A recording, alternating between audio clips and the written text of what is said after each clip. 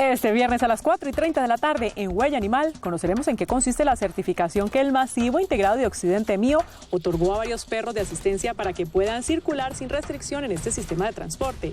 Además, el doctor Jesús Elías Quintero nos hablará sobre la importancia de la adopción y qué debemos tener en cuenta al momento de hacerlo. Y en nuestra sección de Curioseando traemos un compilado de noticias de animales para estar completamente informados. La cita es este viernes a las 4:30 de la tarde. Huella Animal, Canal 14, Televisión para Todos.